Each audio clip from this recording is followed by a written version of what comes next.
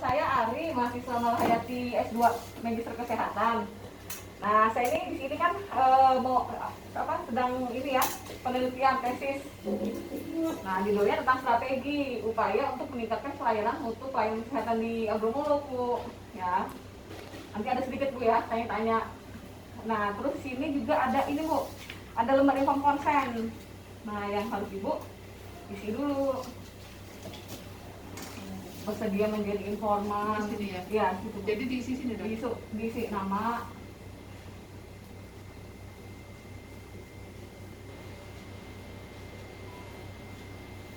profesinya, perawat hubungan apa atau karu atau apa? ini hubungan bukannya Bukan, itu tuh kalau pasien, oh. Orang tua atau anak gitu. Terus standar pangan Bu sini.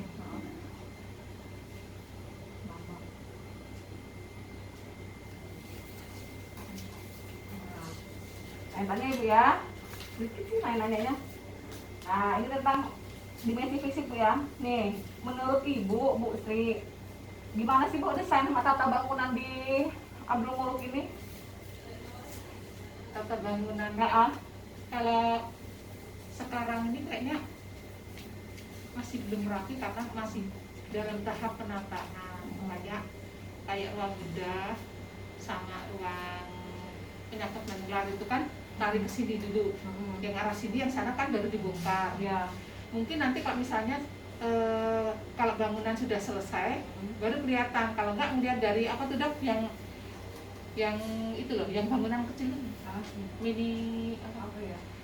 Nah, yang itu tuh kalau misalnya sudah jadi baru bagus. Miniaturnya, iya, miniatur rumah sakit. Iya, kalau sekarang ini kan baru dalam tahap penataan. Jadi kalau sekarang ini masih belum begitu rapi ya, itu tuh wajar. Nah, terus Bu, ini kan ruangannya kan termasuk ruangan infeksi nih ya, apalagi lagi musim corona nih.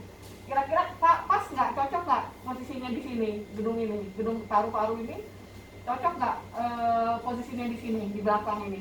Kalau kata saya cocok, soalnya itu kalau misalnya kita ruangan infeksi ya Dok ya, posisinya di tengah kan kasihan ruangan sekitarnya yang kiri kanannya itu takut terpapar sama penyakit pasien yang kita rawat gitu. Kalau kita di paling pojok jauh dari ruangan yang lainnya itu kan lebih aman bagi si pasien ruangan lain dan untuk penunggu pasien maupun perawatnya.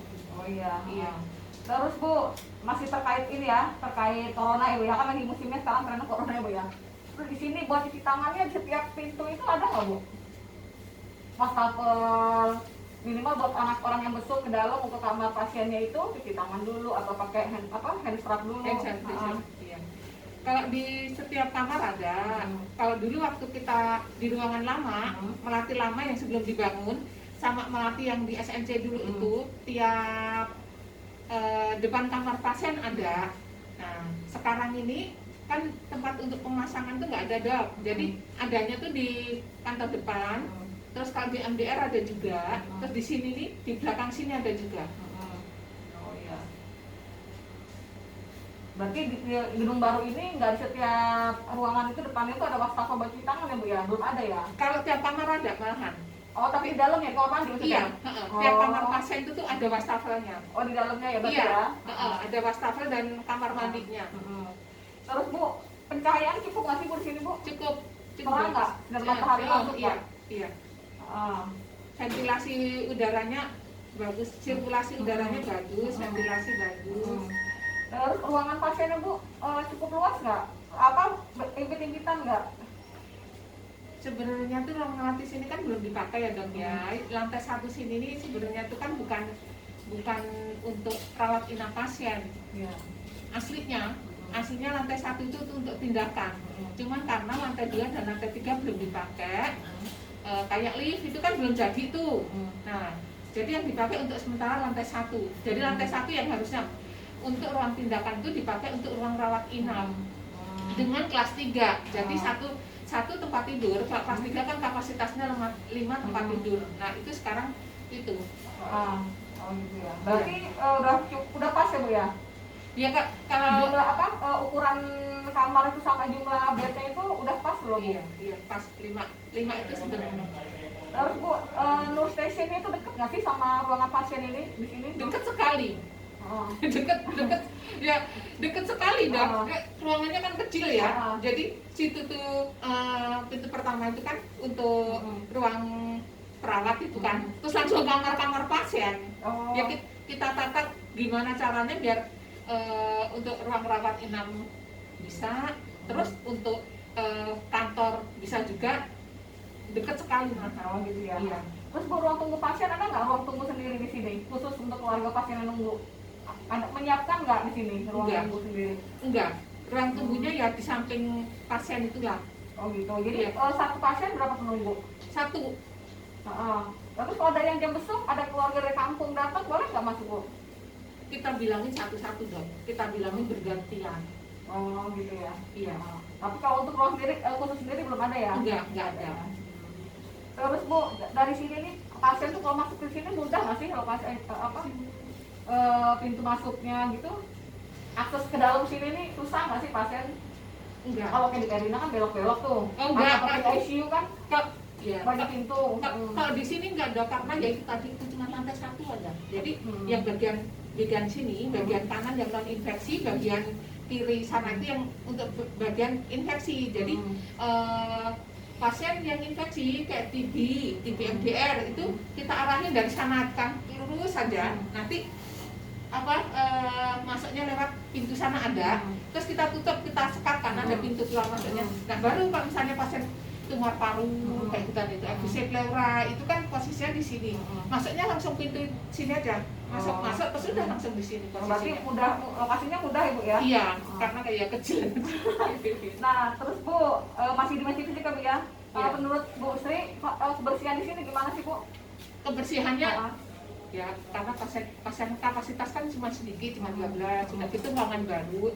Jadi karena ruangan baru juga kita bilangin sama OB-nya itu tuh tolong dirawat baik-baik sebelum berjamur. Kalau misalnya nggak kita rawat kan takutnya nanti makin lama makin numpuk jadi berjamur. Kalau sekarang nih untuk saat ini kebersihan bagus. Oh itu Bu, OB-nya itu buang sampah itu dibawa ke mana? Ke tempat pembuangan Sampah sampah yang sampah itu? Iya. Itu setiap berapa hari sekali Bu dari sini? tiap hari. Oh tiap hari. Iya. Terus sehari itu berapa kali?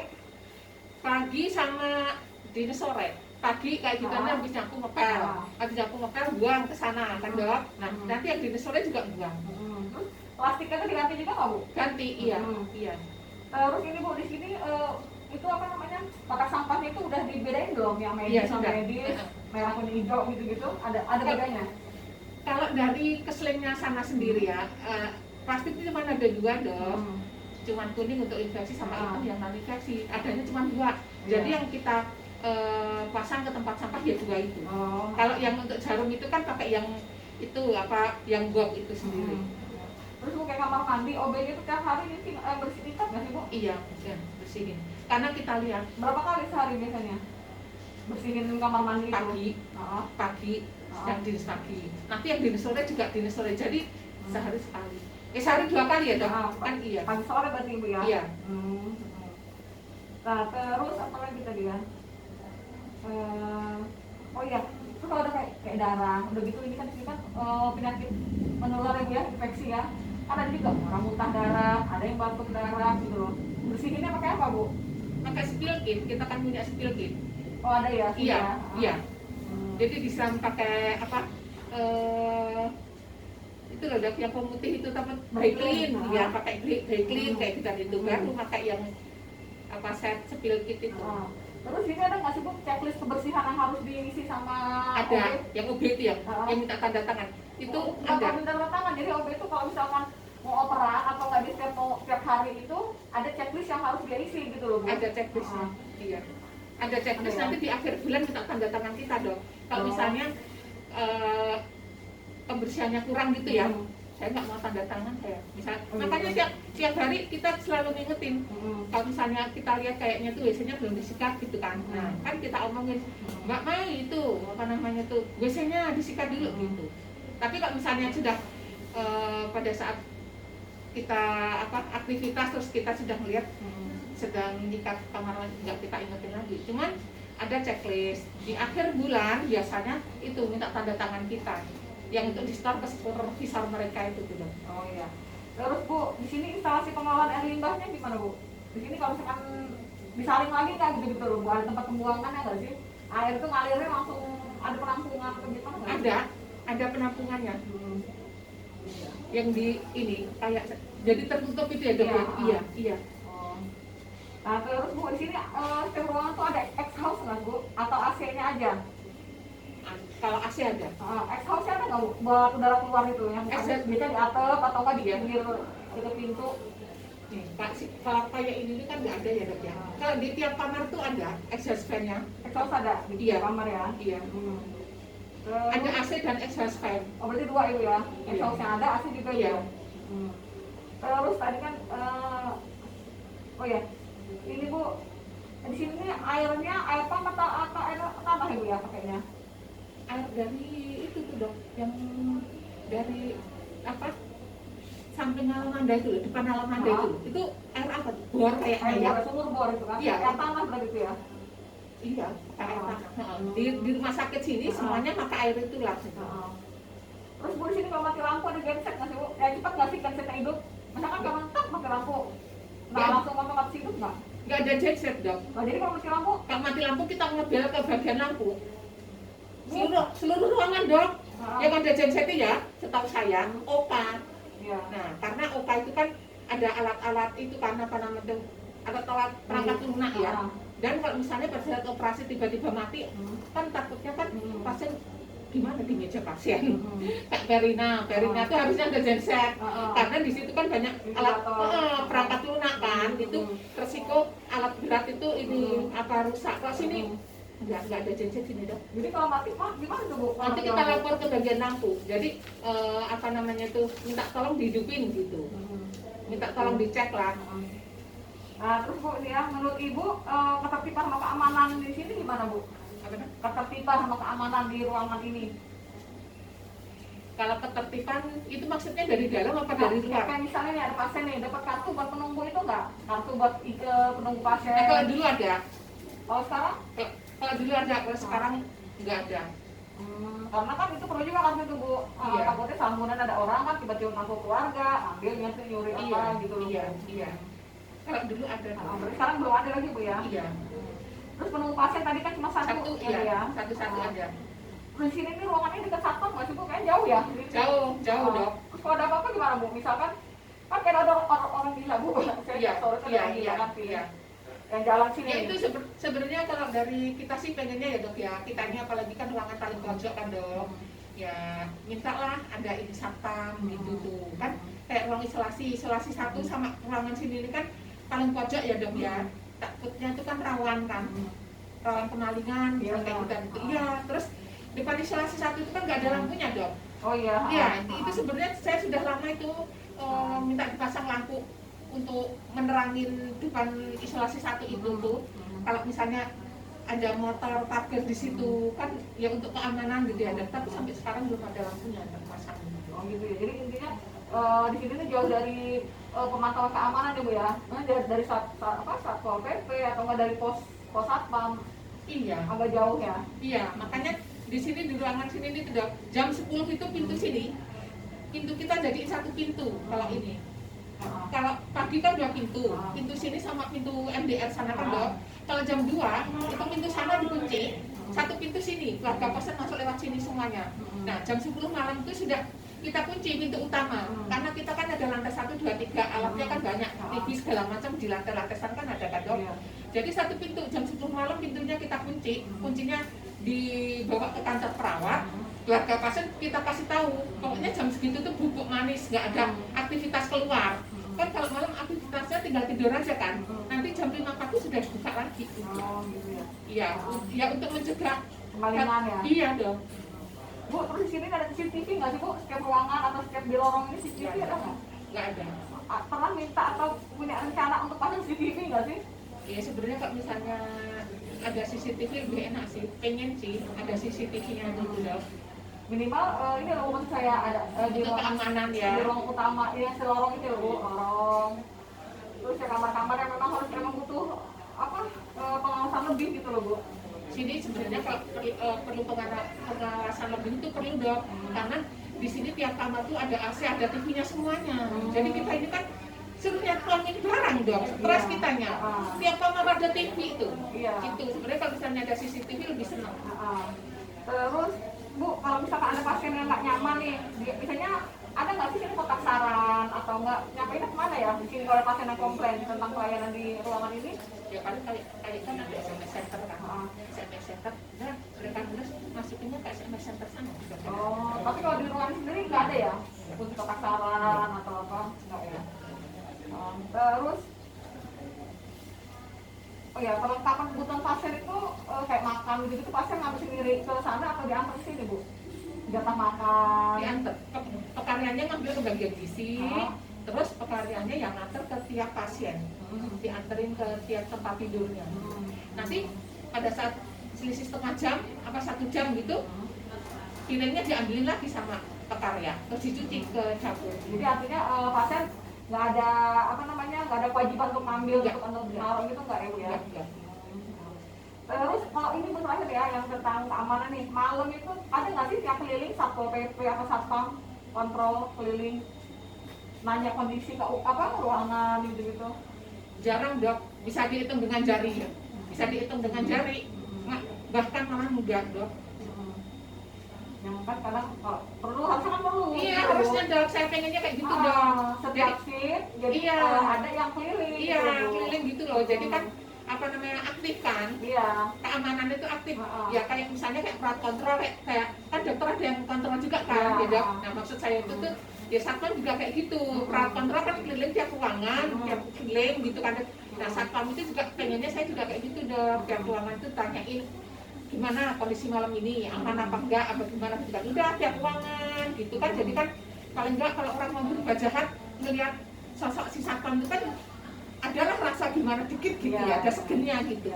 Ini jarang kita lihat ini kontrol kayak gitu.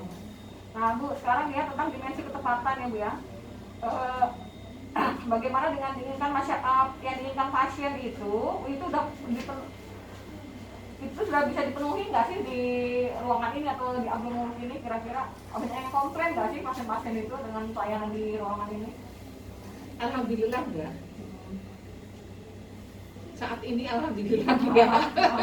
Karena itu pasien yang nggak, dia kan nggak sesuai. Oh ternyata ekspektasinya itu, wah kayaknya masuk di ruang paru ini gini, tapi ternyata kok nggak sesuai dengan ekspektasi dia, realitinya gitu. Ada nggak yang pasien komplain kayak gitu? Kalau komplainnya dari awal pasien masuk kan sudah kita kasih tahu dong masalah dari fasilitas, fasilitas sesuai kelasnya gitu ya dok ya. Itu tuh kita kan sementara ini kelas 3 semua, jadi kelas 3 dengan satu kamar kapasitasnya segini, fasilitasnya kayak gini gitu, rata-rata terima. Nah cuman sering kejadian yang kelas 1 itu masuk ke sini gitu dok. Nah kita pengennya itu kan dia kan kasihan gitu ya, sesuai jatah lah gitu. Kalau memang jatahnya kelas 1 itu tuh ya coba kelas 1 sana mau nerima gitu. Nah cuman kelas 1 itu sebenarnya mereka juga sebenarnya mau nerima juga sih, kendalanya itu ada di satu kamar kan ada tempat tidur dong, pasien kita pasien TB. Nah yang di sana itu mau nerima kalau satu kamar itu dengan diagnosa yang sama, satu muhrim. Oh iya. Nah, kalau misalnya di situ sudah ada TB tapi laki-laki, pasien TB yang mau masuk itu perempuan gitu, meskipun kelas 1, nah sana tuh nggak mau nerima gitu dong. Iya, jadi permasalahannya kayak gitu ya. Permasalahannya di situ aja, misalnya kayak si Akaru. Ya, si Akaru jatahnya kelas 1 gitu ya. Nah, pengennya di kelas 1. Nah, sana tuh nggak menerima, kendalanya dari situ. Harus sama-sama laki-laki sama perempuan dengan diagnosa yang sama. Akhirnya masuk di sini, kelas ini. Nah, itu yang kadang-kadang yang bikin ini apa? Saya pengennya kelas 1, saya pengen kelas 1. Nah, kita cariin tempatnya nggak ada dengan alasan seperti itu. Ya, gimana Pak? Jadi kondisinya kayak gini gitu ya. Akhirnya karena kita jelasin, dia mau terima gitu. Bu, terus ini Bu, kayak gini dokter perawatnya itu kalau saya nanya di home konsen nggak sih dokternya sini? Mau tindakan? Enggak sebelum tindakan atau enggak tentang tentang penyakit ya? Oh iya, diinfokan sedang iya. Tiap hari itu Bu? Ya Atau juga pasien bertanya aja ngomong konsennya? enggak. Kalau misalnya ada hasil pemeriksaan scanning misalnya, kan pasien datang dengan scanning, cuma scanning saja. Nah, hasil scanning sudah jadi, keluarga pasien langsung dipanggil. Hasil scanningnya kayak gini, jadi dijelasin. Jadi dia tahu penyakitnya. Jadi nggak harus nunggu si keluarga pasien saya pengen konsul dokter loh, enggak. Kalau misalnya ada pemeriksaan, kalau misalnya kira-kira kalau aman sih nggak apa-apa ya, nggak diinfo konsul. Tapi kalau misalnya ada kelainan tanpa menunggu keluarga pasien pengen dijelasin, langsung dipanggil ke kantor, ketemu dokternya, langsung diinfo konsul, dikasih tahu masalah penyakitnya. Oh gitu ya.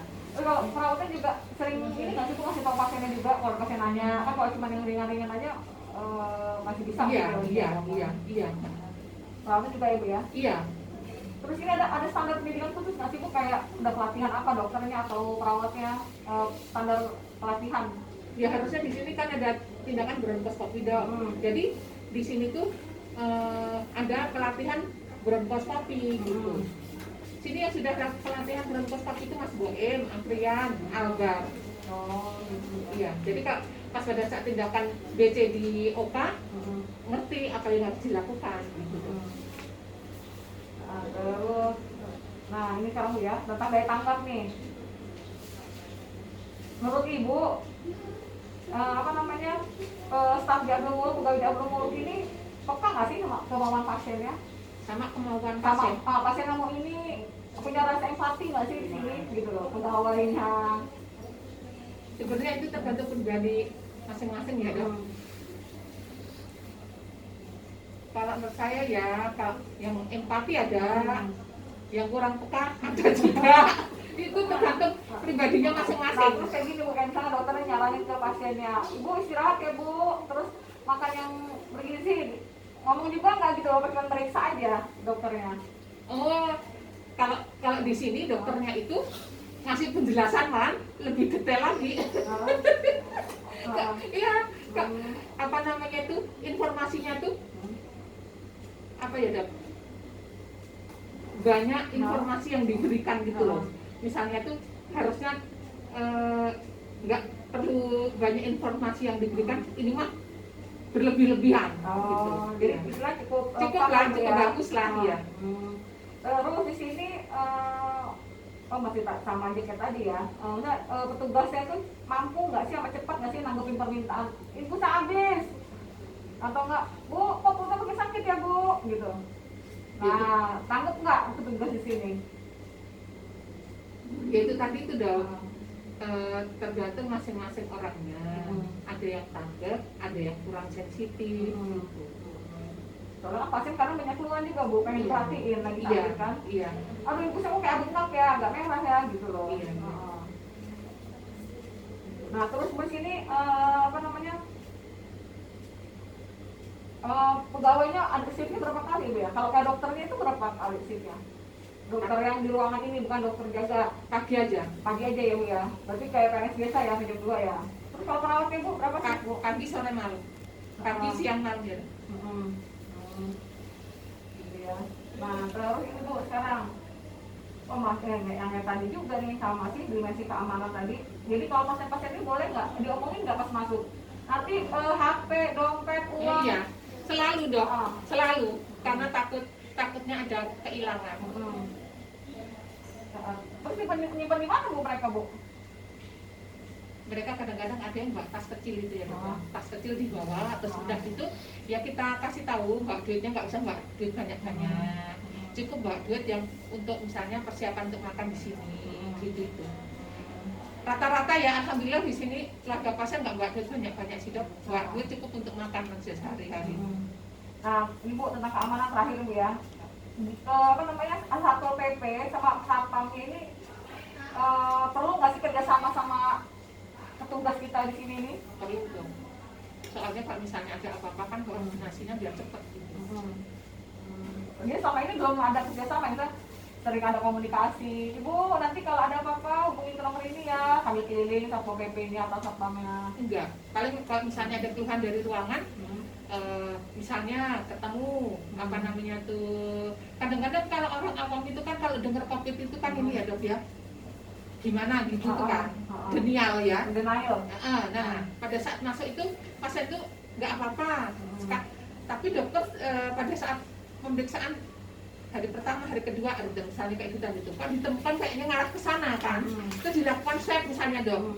Nah kayak gitu itu tuh kan begitu hasil keluar dibilangin swabnya positif marah-marah kan. Nah kayak gitu itu sampai ngamuk misalnya, pas pada saat tinggal sampai ngamuk misalnya.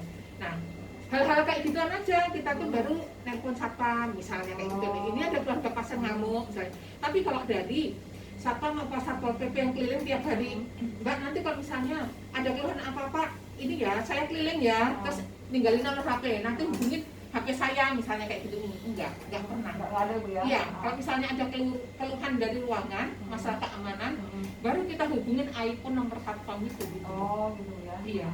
Nah ini Bu sekarang Bu, terakhir ya, poin terakhir tentang empati, masih sebenarnya hampir sama sih pertanyaannya juga Bu ya.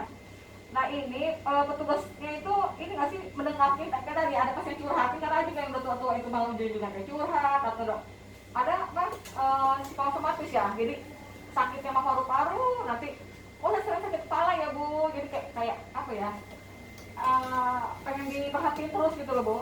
Nah gimana Bu sikap petugas kalau kayak gitu, ada pasien kayak gitu? Kalau di sini itu dok, kalau kata saya antara yang empatinya kurang sama yang empatinya itu bagus. Kalau menurut penglihatan saya sih lebih banyak yang empatinya bagus, karena kita ini selain yang pasien TB, efusi, Laura, CA kayak itu kan kita ngadepin pasien MDR ya dok. Pasien MDR sama pasien CA itu biasanya yang keluarga pasien itu selalu curhat, namanya penyakit itu terminal kan dok. Nah MDR juga kayak gitu itu, orang kan gimana ya, tahu kalau dirinya MDR itu kayak mana sih, dia perlu motivasi kayak kalau ya itu kalau dari kacamata saya antara yang empati sama yang enggak, lebih banyak yang empati aja terhadap pasien itu. Gitu ya. Iya. Berarti petugas itu paham dengan apa yang dimauin pasien ya Bu ya. Nah, kan itu dibalik lagi ke orangnya Bu ya. Jadi ada yang memang kurang sensitif, cuek, ada yang memang peka gitu loh. Iya gitu. Tapi lebih banyak yang itu apa namanya empati terhadap pasien. Terus ini Bu, pelayanannya yang BPJS sama umum pelayanan sama nggak sih Bu di sini? Pasien umum sama BPJS atau pasien titipan siapa, pelayanannya sama nggak atau dibeda-bedain? Ada bedanya? Sama aja deh. Kita nggak ada beda-bedain. Cuman kalau misalnya pasien umum yang kita bedain tuh ada sedikit. Bedanya gini. Kalau pasien umum kan kasihan dok, kalau misalnya pasien itu dirawat lama-lama kan dok, nanti biaya dia makin bengkak kalau misalnya dia rawat inap di sini lebih lama kan. Jadi kalau misalnya ada tindakan pasien umum ternyata dari dokter ada advis CT scan gitu kan dok, kita daftarin, pada saat daftar ternyata dapatnya kan lama misalnya. Nah itu kita kalau bisa itu tuh maju lagi, kita maju lagi, tolong sih ini pasien umum, coba minta diiniin, dimajuin gitu loh dok. Itu karena dengan apa, atas dasar kita pasien sama si keluarga pasien, kalau di sini lama-lama administrasi makin bengkak, takut dia nggak bisa bayar. Nah itu kayak gituan itu. Gitu. Tapi kalau secara garis besar Bu, beda. Kalau masalah pelayanan enggak, sama saja ya. Cuman bedanya kalau di masalah administrasi, misalnya kalau misalnya pasien sudah tahu kita pasien umum, efusi pleura gitu kan dok. Nah ya gimana caranya lah, coba fungsinya tuh tolong dok ini pasien umum dok, apa difungsi cepat gitu. Takutnya kan ya kasihan nanti kalau misalnya makin kesana bayarnya makin banyak, takut nggak bisa bayar. Itu aja ya. Cuma kita kasihan masalah administrasi. Tapi kalau dari segi obat-obatan atau alat itu sama atau beda Bu? Sama kayak obatnya mungkin apa yang lebih mahal, lebih bagus atau apa gitu, apa sama aja, kecuali kalau permintaan dari keluarga pasien, saya minta obat yang bagus misalnya. Nah itu kan wewenang dokter mau ngasih obat yang seperti apa gitu. Tapi ya pada dasarnya obat-obatnya sesuai dengan standar, kecuali kalau dari pihak keluarga maupun pasien minta obat yang, saya minta obat yang lebih bagus dok gitu. Itu lain lagi. Kalau perawatan pelayanan sama aja Sama dong. ya. Iya. Cuman bedanya ya tadi itu karena mikirin ke pembayaran, jadi kalau bisa tolong tindakan agak lebih cepat kayak gitu. Gitu ya. Kita bantu di masalah administrasinya aja. Bu Sri, terima kasih banyak ya Bu ya atas waktunya. Saya minta Sami-sami. maaf kalau banyak pertanyaan. Mudah-mudahan sukses. Amin. Makasih, Terus Bu. tetap justru itu padam. Amin.